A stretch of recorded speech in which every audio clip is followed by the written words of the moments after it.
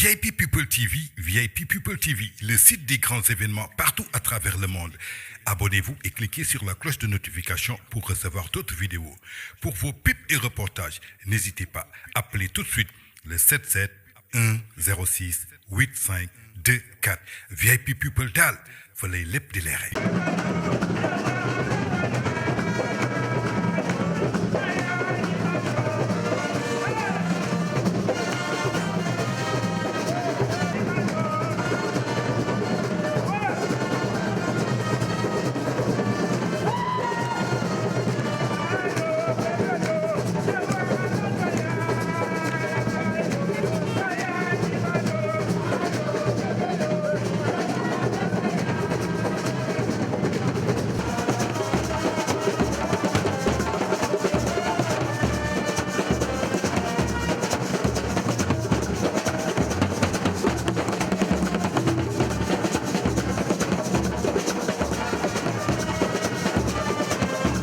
asalaamaaleykum mbooloo mi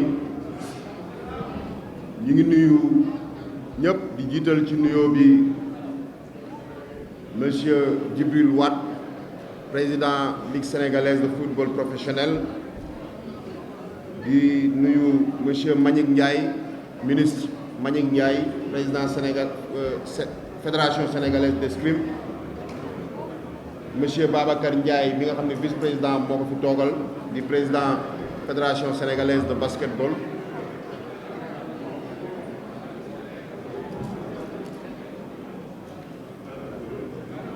di nuyu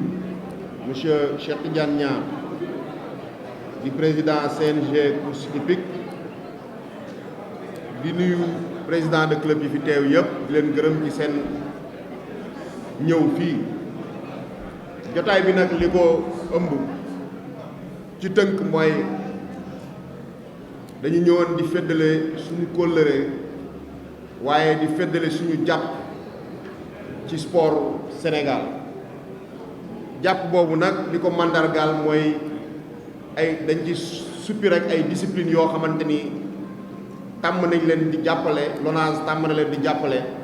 waaye du discipline yooyu rek la LONASE di jàppale discipline yi LONASE di jàppale ci Sénégal yaakaar naa ni bëri na tey nag ñu ñëwoon fi jukki ci quelques disciplines muy football basket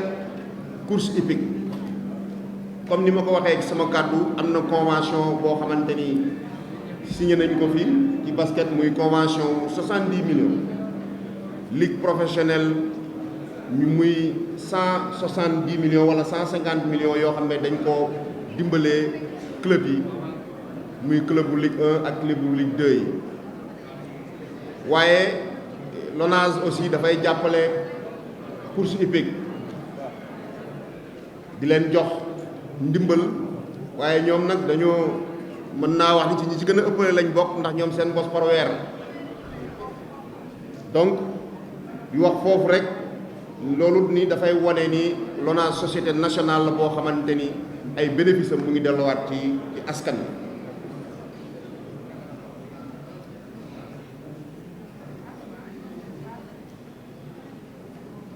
li ma taxaw ci fànn woowu tuuti pour aussi woo yeneen société nationale yi nga xamante ni sénégalais yi ñoo ko moom pour que vraiment ñu bañ a bàyyee mbir mi LONASE kese wala yenn sociétés yi kese ndax man wóor na ma ni am naa yàqin ci ne bu société nationale yëpp defoon comme ni LONASE di def footballu Sénégal sportu Sénégal d'une manière générale dina développé.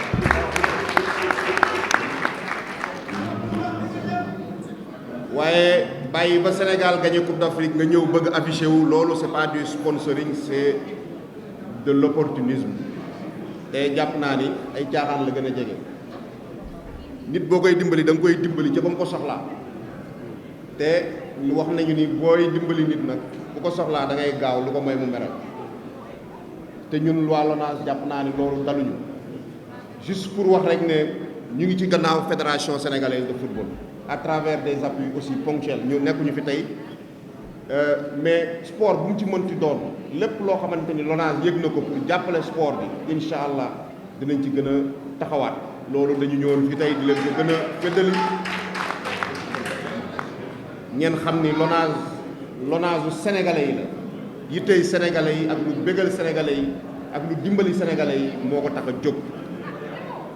gannaaw ba ma waxee ci loolu ba pare président da nga may ma duggaat tuuti sunu programme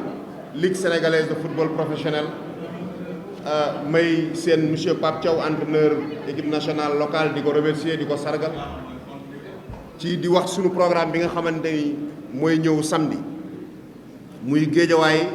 war a football ak AS Pikine fële ca stade Me Abdoulaye Wade mu doon événement boo xamante ni ñun acteur football parce que man dama ci yor casquette bu bëri doon président Guédiawaye football club doon turfis donc ñu leen ci woo yéen ñëpp discipline yëpp basket beeg yëpp liñ ci jublu rek mooy gën a taaral football local bi loolu rek lañ ci jublu ndax coono yi mën nañ cee bañ a fekk ñu def ko ci benn stade bu simple waaye liñ ci jublu mooy taaral football bi gën ko jox élan bu ko defee ñu mën faa jaaree football bi gën a développé loolu nag comme ni ko président waxee dafay laaj bés boobu doon réussite mu doon bés boo xam ne dañ koy football ci jàmm football ko ci fair play ku gagné yóbbu ndam li waaye championnat bi day continuer du final du dara li may bëgg a waxaat foofu aussi mooy man dama jàppee sama bopp ni président Pikine ndax sama relation ak Mamadou Gueye bu Pikine manqué woon dara fi mu nekk nii buñ ma ko laajee ma def ndax Pikine ak Guédiawaye benn donc vraiment bëgguma ci kenn ku ci xuloo wala ku ci xeex ndax ku ci xuloo ku ci xeex na la leer ni maag Mamadou Gueye ñooy naanandoo suñu café Touba réeroowuñu ci dara donc jaru ko football la foo la ree ku gañe jël ndam yi dem bëggee donc loolu laa amoon lu may wax ci tënk président di remercier ñëpp encore une fois di jox ñëpp seen wàccuwaay di leen ñaanal ngeen dellu ci seen yitte ci jàmm jërëjëf. Merci beaucoup. Cette cérémonie n'est pas une première. Et chaque année, ce que la LONASE fait pour le basket va crescendo. Et nous espérons que vous maintiendrez ce cap pour le grand bénéfice des basketteurs sénégalais et de la structure qui les encadre, qu'est la Fédération sénégalaise de basketball et ses différents démembrements, les ligues régionales dans toutes les régions de ce pays. La Fédération sénégalaise de basketball, classée fédération de niveau A par la FIBA, se fait un devoir de maintenir le basketball sénégalais dans le top 4 africain, tant en filles qu'en garçons. Et cet objectif, nous ne pouvons le réaliser qu'en comptant sur des sponsors tels que la LONASE et d'autres sponsors. Mais sachez que la LONASE fait partie des premiers sponsors de notre fédération. Merci encore une fois. Merci est un petit mot, mais qu'il est important de répéter. Quand quelqu'un vous accompagne, vous aide sans en avoir l'obligation, il est toujours bien de lui dire merci. Et nous ne cesserons de vous dire merci. Par la signature de cette convention et le versement de cette importante somme, nous l'apprécions à sa juste valeur, Monsieur le Directeur général. Cette somme va nous permettre de regarder l'horizon. Qu'est-ce que notre horizon? Notre horizon, ce sont nos compétitions nationales et les compétitions internationales à venir, avec beaucoup d'espoir, mais également sereinement, parce que les problèmes de trésorerie, nous ne disons pas qu'ils sont derrière nous,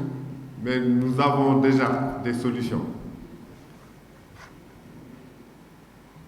Monsieur le directeur de la LONASE, soyez assuré que cette importante subvention ira directement au basketball sénégalais.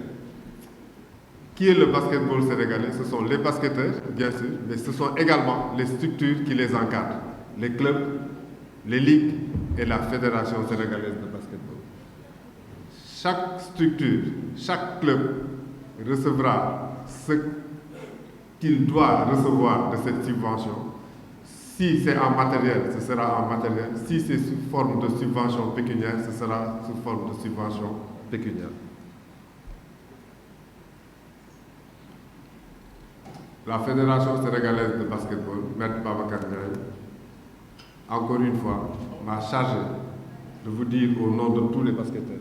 au nom de tous les sportifs sénégalais, si je peux me permettre, merci encore une fois et nous tâcherons d'être à la hauteur de l'espoir que vous avez porté en nous accordant cette subvention. Merci beaucoup. C'est un honneur pour moi d'être présent ici aujourd'hui en compagnie des clubs de la Ligue 1, Ligue 2, à l'occasion de la cérémonie de remise des subventions annuelles de la LONASE. Je remercie particulièrement le directeur général de la LONASE, M. Lat Diop, pour son engagement indéfectible au service du football national. C'est aussi pour nous une occasion de vous féliciter pour les résultats économiques et financiers inédits réalisés en 2022.